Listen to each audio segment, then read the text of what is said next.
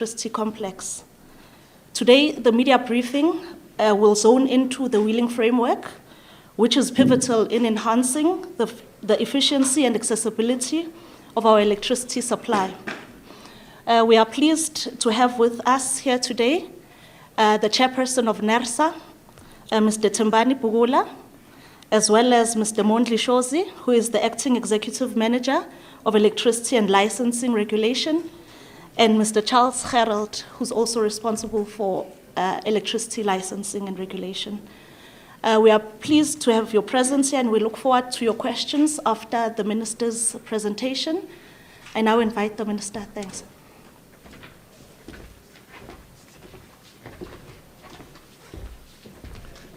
Thank you very much, Tsakani, and good morning to members of the media and everyone who's watching back at home, and just to express our most sincere appreciation at the media for having acceded to our call that we want to come and brief the country in relation to what I refer to as the most consequential intervention that we are making in the electricity sector in the current 7th administration. I think it's going to help us to remake the energy and electricity landscape in the country, and I think it's going to bring into life what was envisaged in the Energy Action Plan that the President enacted in July of 2023, but it also consistent with our own objective of ensuring that we are able to achieve energy security in the country.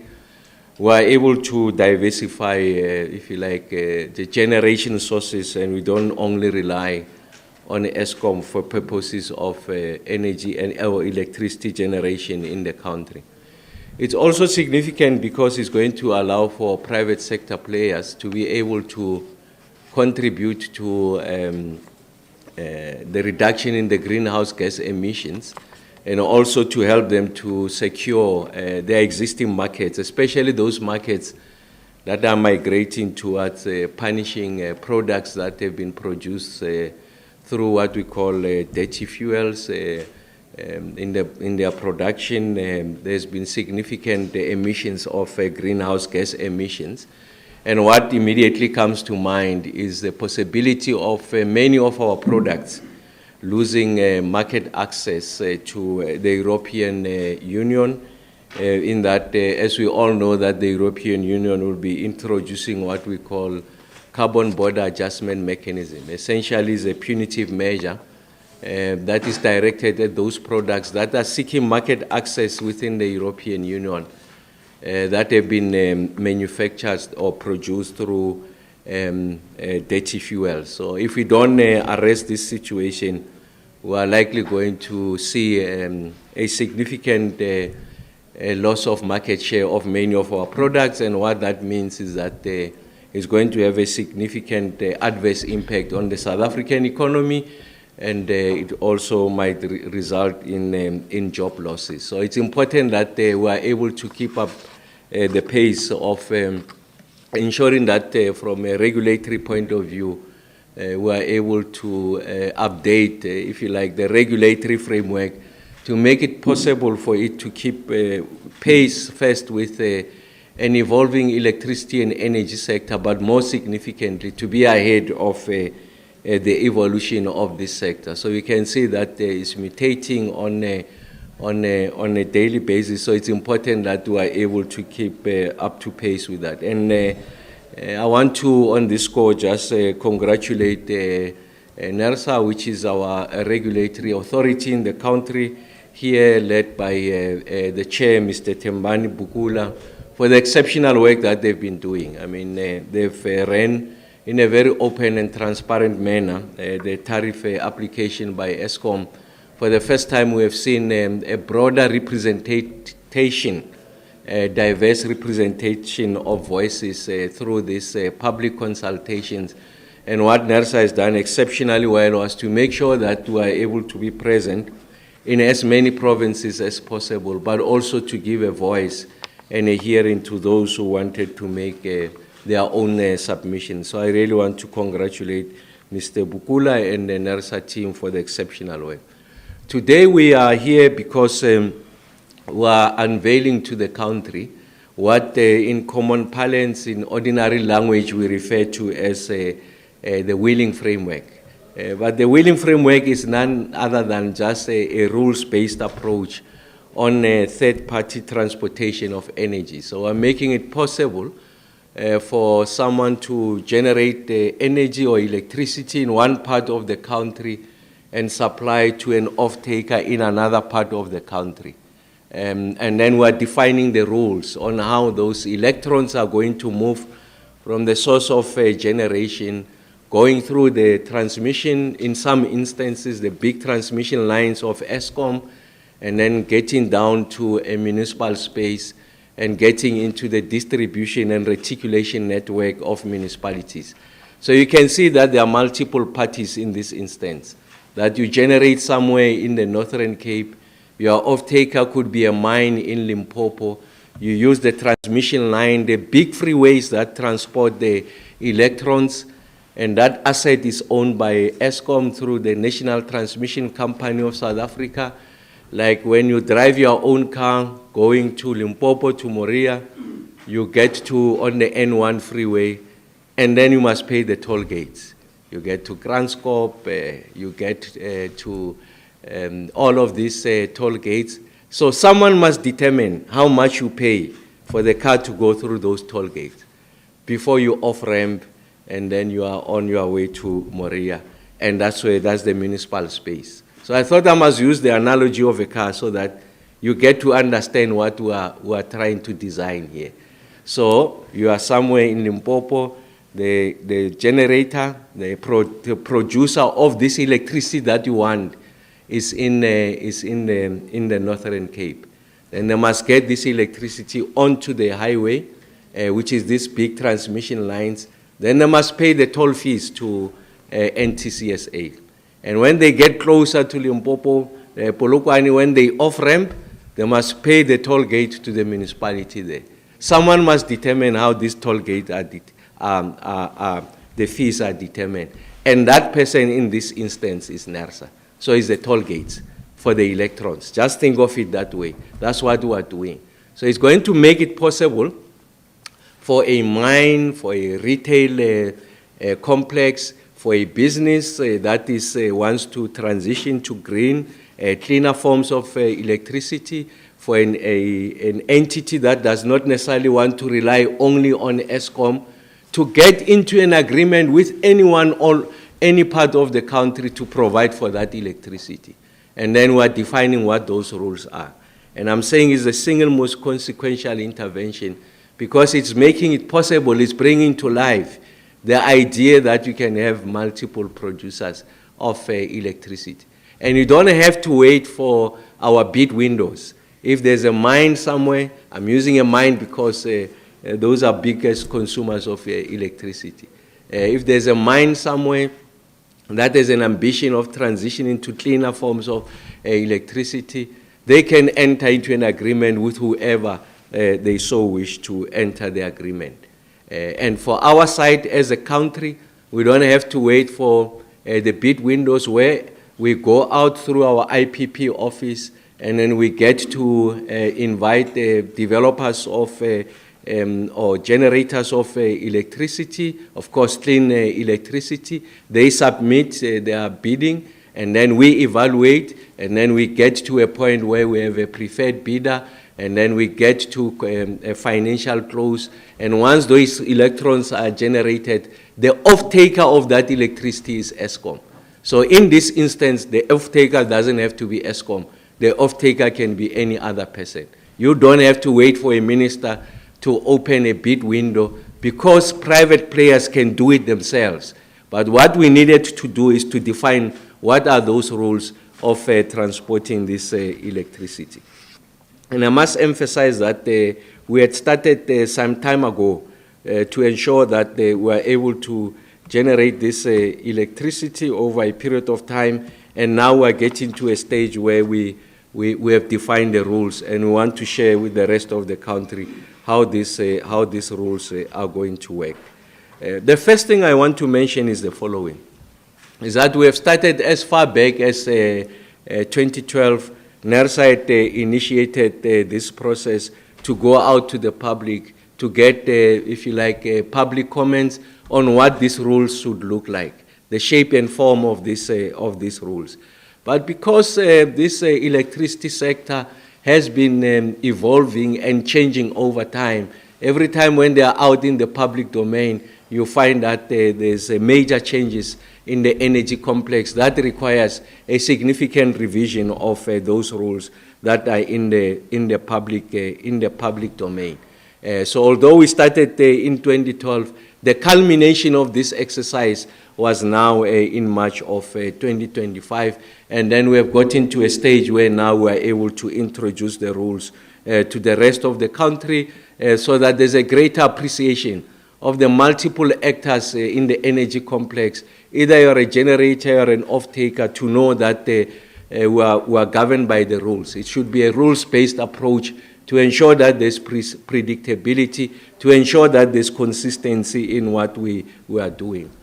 I did make the point previously, even as late as yesterday when we were given the outlook, the winter outlook of ESCOM, to say that the amendment of the ERA is revolutionary because it has introduced new players on the generation side.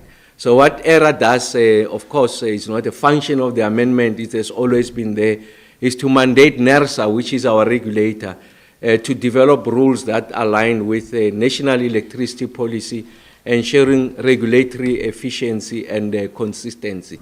So NERSA is a body in the stable of government that is meant to ensure that these provisions of the ERA, the Electricity Regulation Act, which is a principal piece of legislation that governs electricity in this country, is such that there's great alignment in relation to what are the policy imperatives of that are contained in the ERA, and what are some of the actions of the actors in the energy and electricity complex. And NERSA is in a position to do that. And it is important that as NERSA does all of these things, that there's a need for it to ensure that whatever tariff configuration, whatever the rules that we are introducing today, they get to align with our electricity pricing policy. Because that's an overarching policy, and NERSA execute within the parameters of the electricity pricing policy. And then it's also able to ensure that we are able to support policy direction. So I've made the point that it is our intention to ensure that we've got multiple players on the generation side. We are not going to put our eggs in one basket, just rely on ESCOM, and when ESCOM goes through turbulent period, difficult periods, it drags the country with it because it can't provide sufficient electricity. You'll have the off-takers who've got their own private arrangements, and those private arrangements will be defined within the complex of the rules that we are introducing today. And in this way, we are going to diversify electricity generation in the country. So it's important that they were able to enter this space to ensure that the rules aim to must clarify system access for generators. So those who are going to say, I have an ambition of being an electricity generator. So if you like, an ESCOM on a small scale, at the localized scale, but they still need to get an off-taker, someone who's going to buy this electricity that they are generating. So what NERSA will do will determine the rules as to generate this electricity. How do we give you access on our freeways and byways, the transmission lines that I referred to, and also the distribution and reticulation network. And then for someone who wants to do an off-take, but says I need cleaner forms of energy, I really can't rely on ESCOM, I want to see who can offer me better pricing in the country. I really don't care where that person is. As long as you are able to give me this quality of electricity, the consistency, and this is the sources of energy that they must give me that electricity. Once they do that private arrangement with whoever the generator is, What NERSA will do will determine the rules on how that electricity, the electrons, get to that person who wants to consume. So really that is what is before us. I want to simplify a very complex engineering question. It's really about that. Just think of the freeway. You want to get to Moria. How do I pay the toll gate when I move from Pretoria to using the N1? That's all that we are doing today, essentially to get the electricity closer to the areas of consumption. So like I made the point, just as an illustration, you are generating from one part of the country, you must get onto the municipal distribution network in some instances, then get on the national freeways, which are transmission off-ramp, and get into a municipal space. All of those points must be such that NERSA would have determined what are the rules for you to travel on those corridors, and what are the fees that are associated. So there can be a configuration that a generator is one part of the province, is going to use a ESCOM transmission line, NTCSA, an agreement must be entered with NTCSA, and then it gets to a municipal space, the municipality plays a role. It is also possible that you can generate in the same municipality as the off-taker is. So it could be someone who's generating somewhere in Soshanguve along the R81, and then the consumer is BMW in Silverton. So you are in the same jurisdiction, you are in the same municipality, so the rules will be determined how you access that municipal network. So the point I'm making is that there's multiple configurations of how this can be done going into the future. We must determine the rules for purposes of consistency. So, like I said, it's going to allow for flexibility in energy distribution. It's going to contribute towards the reduction of greenhouse gas emissions. Remember that as a country, we have committed first to the South Africans that we want to reduce greenhouse gas emissions, not to contaminate the air quality, so that we protect the livelihoods of people in this country. Before we make our nationally determined contributions, before we go to the COP, we don't go to the COP because the world is insisting that we must do that. We make those commitments because we first have an obligation to South Africans. So there's no pressure point coming from somewhere. It's just our own admission that we've got an obligation to our people. So if you have more and more generators of electricity outside ESCOM, as you know that the fleet of ESCOM is predominantly coal. So someone might say, I want to have electricity that is cleaner, and I really don't want to rely on ESCOM. We are giving you that possibility. So we are opening up, if you like, the floor for that to happen. But what we also know is that if there are multiple generators of electricity, it's going to ensure that competition is intense. So ESCOM, as our dominant player, has to be efficient, because if you are not efficient and someone is efficient, is able to produce the electricity cheaper, your major users of electricity will abandon ESCOM, will go to someone who provides cheaper, because it makes sense to do that.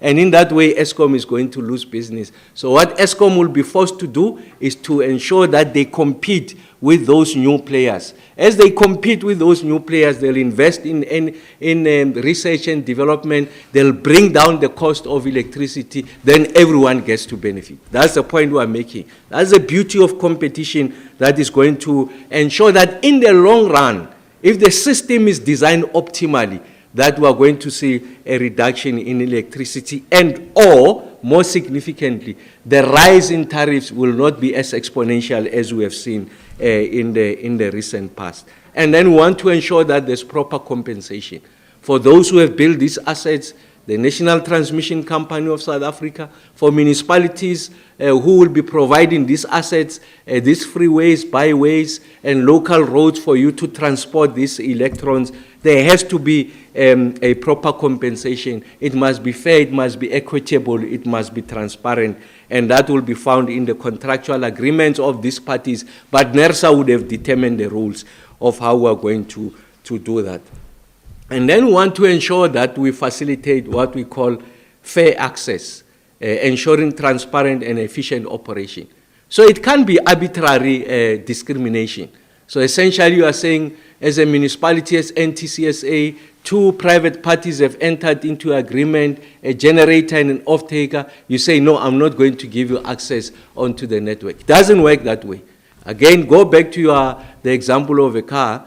You are free to drive on the N1. For as long as the car is roadworthy, you are free to drive on the N1. And then you have to pay those toll gates. Someone would have determined what those the fees are. That's all that we are doing. We are not going to discriminate whether you are driving a 1958 car, the modern car. It really doesn't matter. Roadworthy, got the certification, go on to the N1, you are free to drive. Of course, there are rules, the speed of driving and all of that. NERSA will determine that. So I thought I must just simplify what appears on the surface to be a very complex subject. And then we make the point that because of this space of the electricity complex is mutating, is changing over time, there might be a need for us to make amendments from time to time, and as is necessary, those amendments will be made. What do we intend to achieve? What are the primary objectives of that which we are doing, in addition to ensuring that we democratize the energy complex, making sure that there's more than one generator? We are going to ensure that there's non-discriminatory access, and I've explained what I mean by that. And then the cost-reflective tariffs. So NERSA is seized with that responsibility. When you unbundle this, you must be able to account what is the cost of energy, the actual generation of energy, the associated cost, and what is the cost of providing this infrastructure to transport the electrons. And I did make the point that it must be fair and equitable. It must balance the interest of customers and the licensees. So the NTCSA and municipalities, those, if you like, interests have to be evenly balanced. And that's why you have an independent body called NERSA, fully capacitated, wealth of experience that they are bringing, Mr. Bukula and the team there. They are able to provide this direction. It must be transparent, like I said. You must be able to account what is the true cost of energy, what is the cost of the transmission, the infrastructure that is being provided for purposes of moving these electrons. And that's why the reforms of ESCOM. We need to have a sense when NERSA in the future do a tariff application. What is the cost associated with the actual energy? The cost of energy, what is the cost of transmission the cost associated with transmitting. And that's why we refer to this thing, we call it unbundling. We need to have sight of what are the true costs of each and every component of the electricity complex, so that we don't muddy the waters, so that the inefficiencies from one side gets to be allocated to the other side. Those that are inefficient, they must be punished. Those that are efficient must be rewarded. And that's why we are talking about transparency. And then NERSA, we need to make sure that we are able to ensure network reliability. So it can't be the case, again, go on to the N1.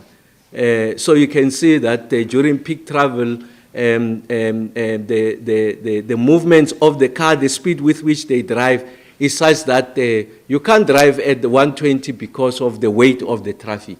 So you don't want to get to a stage where the freeways are clogged, the cars can't move. So it's important that we are able to protect that the integrity of the network. So we must make a determination, how much can the network absorb going into the future? So that's what is important, because if you don't do that, you might result in the unintended consequences of grid collapse as a result of this intervention. So at all times, we must make sure that we maintain the reliability of the network. We are creating standardization, so there's predictability. Whether consumption happen in municipality X or municipality Y, the rules are the same. So you don't have to, one of the distinguishing factors, or where you want to locate either as a generator or an off-taker, should not be a function of a municipality. But because we have standardized the rules, you can be anywhere in the country, you know that it's predictable. and also it is consistent across the country. Regulatory certainty, we are bringing to the country. Everyone knows what the rules are. When you enter the game, you know what the rules are. And lastly, it's going to enhance our ambitions of a just energy transition, because it's going to allow for multiple users, or rather generators, and in some of these generators will largely be generating clean electricity. What is it that we are expecting out of this exercise? Once we have introduced the rules, what is the kind of impact that we are anticipating? The first one is that it's going to support what we call open access to electricity network. So it's going to allow end users to choose power sources. So I'm not forced to get my electricity from Eskom. I can get it from whomever I want, for as long as we have agreed on the commercial terms. So essentially, you are not captive to what Eskom has to offer. If the tariffs are prohibitive and you just don't think that I can afford this electricity, and there's someone somewhere else who can offer you better, then you have the license to go that route. So that's the point that we are doing. So the impact is such that we are going to make it possible for people to choose.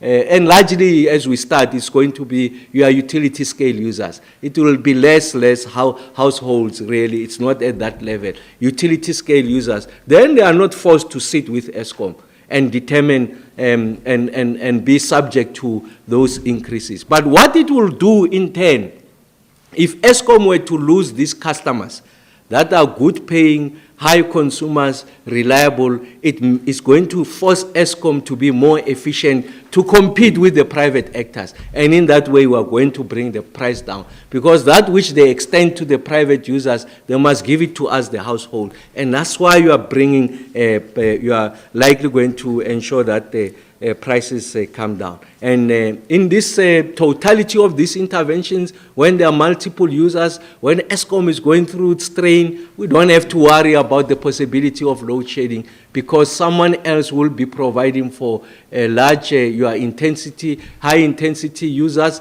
and therefore Eskom will have the space to provide for the rest of the country. And in that way, we are able to achieve our ambitions of energy security. And then it's also going to allow for greater investments in the country.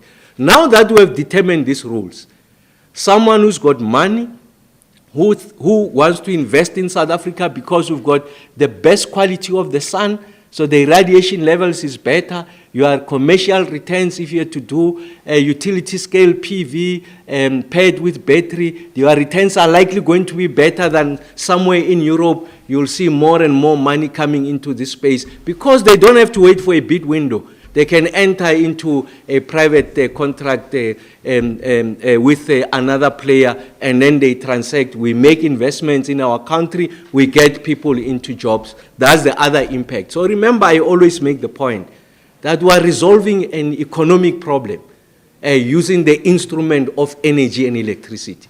So it should not be lost on us on what is this big agenda that we are resolving. Is to resolve an economic problem using energy and electricity as a lever. It's not the megawatts and the electrons just for their own sake. It's to us to get the country's economy on a good footing so that we are able to resolve the economic question in the country. And then conditions for third-party participation, the requirement is that the participants must be licensed or registered with NERSA. You know how we have liberalized this space, just register with NERSA. We just need to know you. Just need to know your identity, where you are generating, so that there's an appreciation that these are the players that are in the South African energy landscape. And then power purchase agreement, connection, and use of system agreements must be properly concluded. And what's going to help in the conclusion of those agreements is the rules that we are introducing today. And then there must be grid code compliance. I mean, there's a way in which you are able to access the transmission, the distribution, and reticulation networks. There's a way that you access the freeway. You don't just decide to join the freeway. There's the on-ramps that determines how you join the freeway. There's a speed that determines how you join the freeway, and that's why the configuration of those on-ramps allows you the speed to ease into the freeway before you reach 120 kilometers an hour driving on the freeway. Again, that's our grid compliance. How do you access this? There will be rules that are going to ensure that, and then we're going to make sure that there's auditable metering, so that we are able to reconcile at the end who must pay who, how much has been paid, so that we are able to protect the integrity of the rules going forward. So the implications of this, I have made the point, is going to allow for greater growth of the IPPs. They don't have to wait for the bid windows. They can enter into commercial arrangement with other parties and not necessarily with Eskom. It aligns with our ERA bill, and it also supports this unbundling of Eskom, the NTCSA determining what that price is with regards to the tariff associated with transmission. This really works, supports that reconfiguration of Eskom. And then also it's key to building block of the South African wholesale electricity market. We think that once we have introduced these rules, you are likely going to have a wholesale electricity market in the country and help us to achieve conditions of energy security and the ambitions of growing the economy. As I conclude, I must say that we do anticipate a number of challenges in executing this. The first one is that there are municipalities that are not in a position to complete the cost of supply studies, because we need to know, you must unbundle this, we need to know how did you determine this tariff of the distribution and the reticulation fees that must be paid by a consumer in your place, in your area, or a generator in your area. So if that's not in place, it's going to undermine and hamper the work that we're doing. But I'm happy that there's some work we're doing with municipalities. NERSA and some other parties are helping in ensuring that municipalities, those that are undercapacitated, are able to generate that this cost of supply studies. The other problem that we are anticipating, we did make the point previously, our best resource is in the Cape provinces, especially the wind.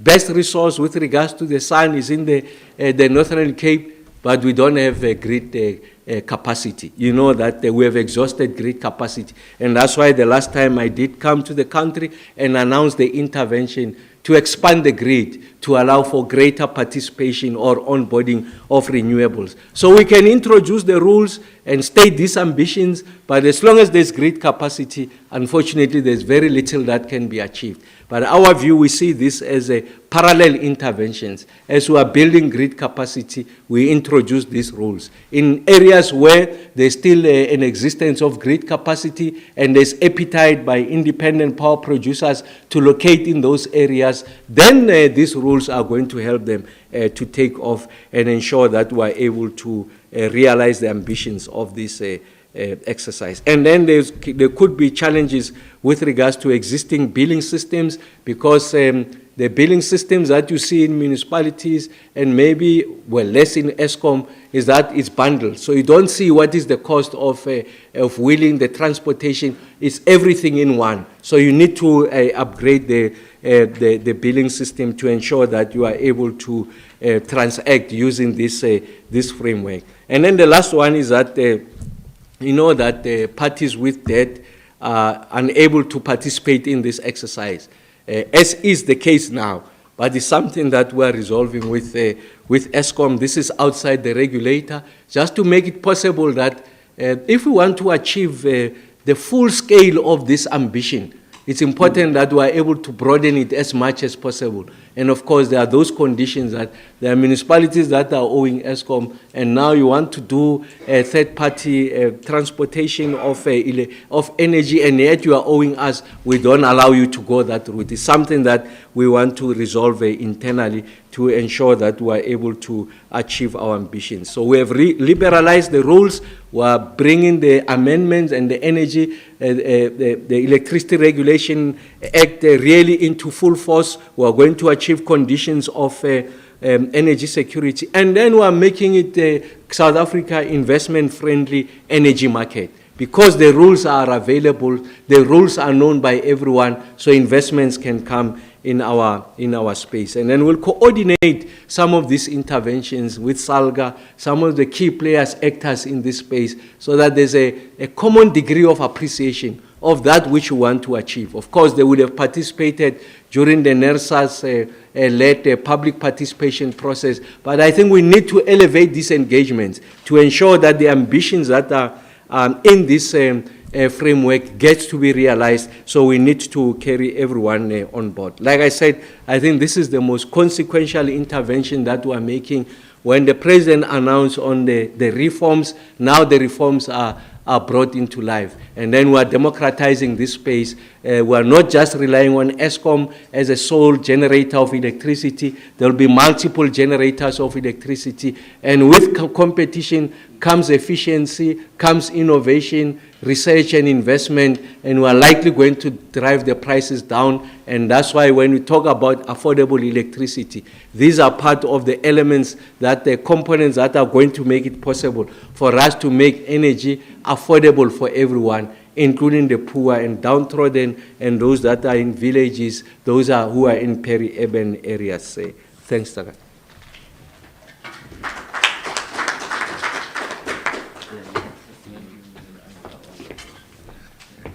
Thank you very much, Minister, for unpacking this framework and surfacing such valuable insights to the media and to the general public.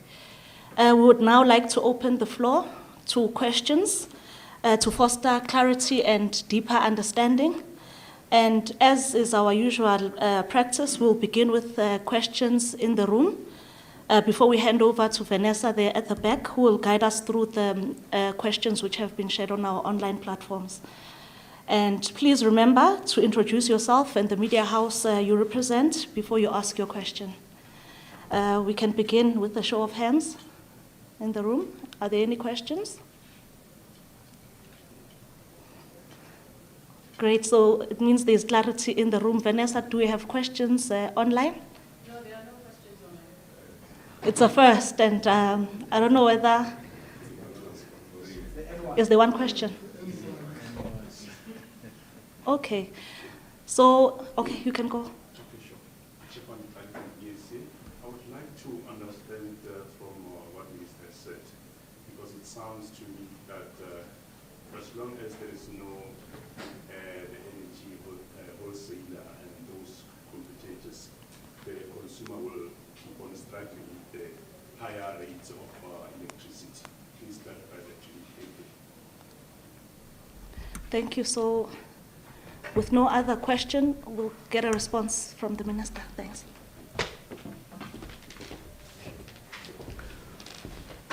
Well, the general theory is that the greater the generators, the more the competition, and the more likely is energy generation going to be a bit more efficient. You introduce competition, and that can result into, if you like, lower tariffs over a period of time.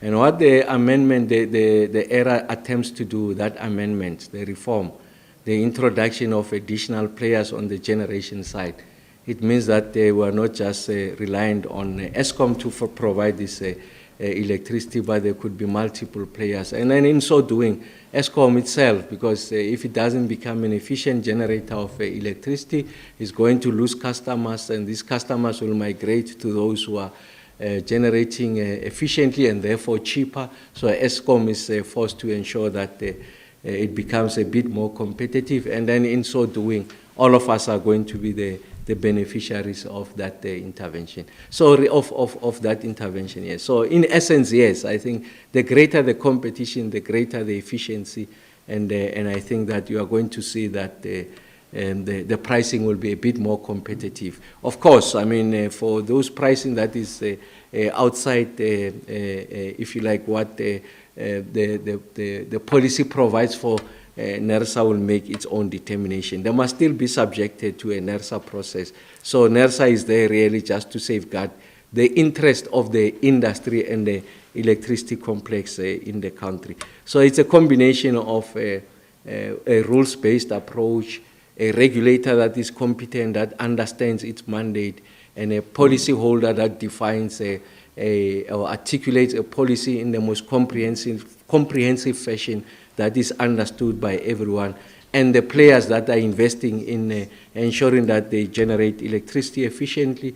And if you pull all of those together, they are likely going to result in electricity prices that only increase at an exponential rate that we have seen, but you dampen, if you like, the rate of increase of electricity.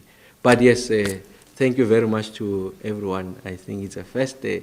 We didn't have questions, so I think the best lesson I got out of this, not to have questions, is to mention Moria in whatever I do, and then we will be blessed. But thank you. Thank you. The questions that just came through from Terence Creamer. Oh, those are Tambani's questions. Yes. These are questions from Terence Creamer and Engineering News. How does the framework differ from legal agreements that have already been implemented? How many legal agreements are already in place, and will these now have to be recontracted to align with the new rules? Is Eskom's virtual wheeling model governed under this framework? What is the status of the curtailment rules to unlock grid capacity immediately? What are the implications of Eskom's legal dispute with NERSA over the licensing of traders on the implementation of the wheeling framework and on the policy to encourage greater supply diversification? The last question is from the Ms. Omaji at News 24. Was the framework compiled with input from industry? That's all we have for now.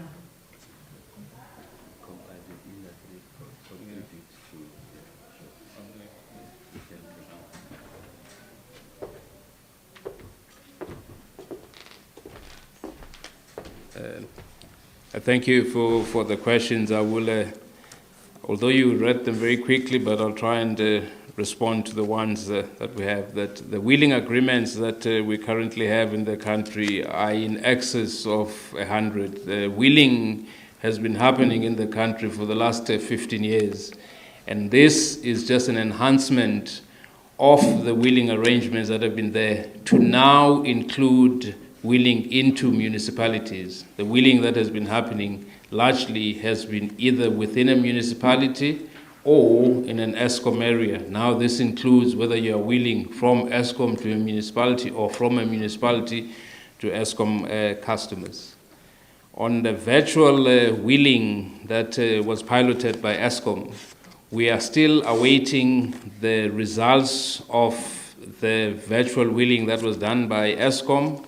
We will assess it and make a determination on whether it is proper or not. I mean, because there were issues around who gets to collect the money and whether there is a line of sight between your off-taker and your generator, and those issues around the virtual wheeling have really not been finalized. And once Eskom gives us the report, we will be able to make a determination. And then on the one around the licensed traders that Eskom was going to take to court, we still have not seen that. But what we do have is an Electricity Regulation Act that requires, or that does not prohibit the existence of traders. In fact, it says it's one of the activities that must be facilitated and one of the activities that must be licensed. And as to the actual case with Eskom, I think we will still see it once we have the court and the papers and what NERSA must respond to. I think if I missed the other questions, my other colleagues will assist. I'm not sure about the one of curtailment, if you can repeat that. Oh, yeah? All right. The one on curtailment, I think the curtailment was approved last month.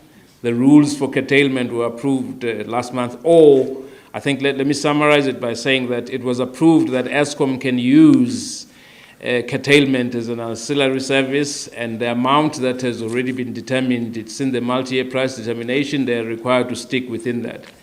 As it unfolds and as we go with it to determine whether it should be 10% that's curtailed or 3% or 5%, those are things that Eskom is going to be doing with the rest of the industry, but what it would do is it would be applicable to everyone, and it would.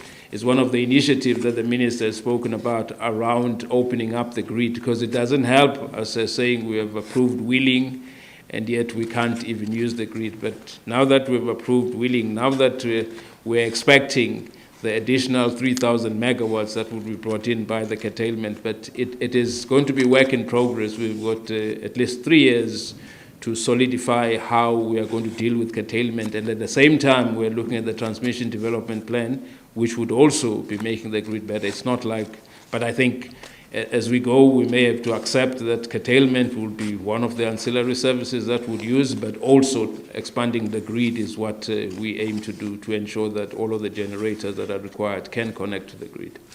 Thank you.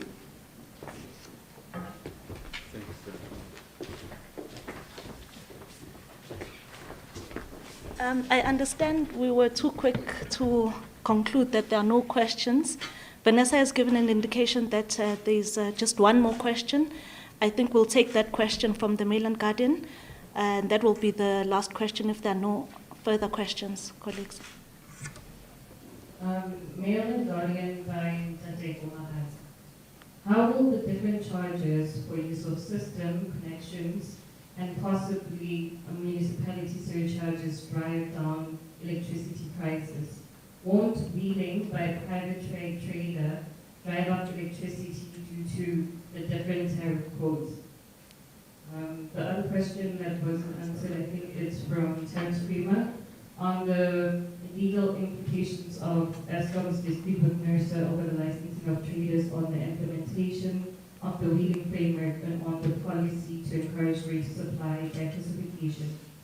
Those are all the questions we have. Thank you. Okay, thanks, Vanessa.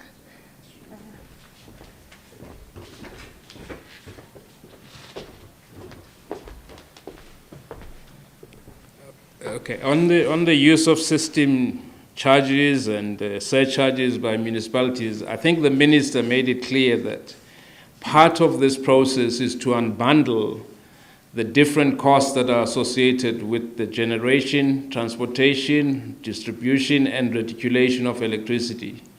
And it is clear that if you have an efficient licensee on the one side generating, and you have a transparent and a clear view of what the transportation fees are and it's efficient, then your prices are likely going to go down. And when you also have many generators competing against each other, I think it's a known economics theory that once there's competition, the chances of you getting lower prices by everyone trying to be efficient are much higher than when you have no competition.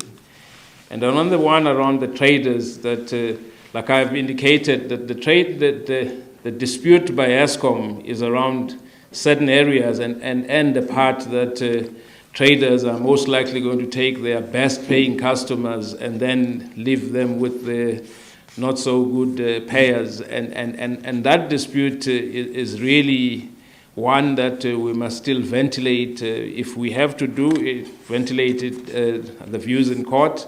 But the Electricity Regulation Act is very clear. You have to have a license if you are going to generate, transmit, distribute, trade, import, and export. And that's what is being applied right now. But we haven't seen the court papers that we must answer to Eskom. We have heard that they are most likely going to bring up a court case around that. But as we speak, there are already up to 10 traders that are currently trading in this country, doing the wheeling. Thank you.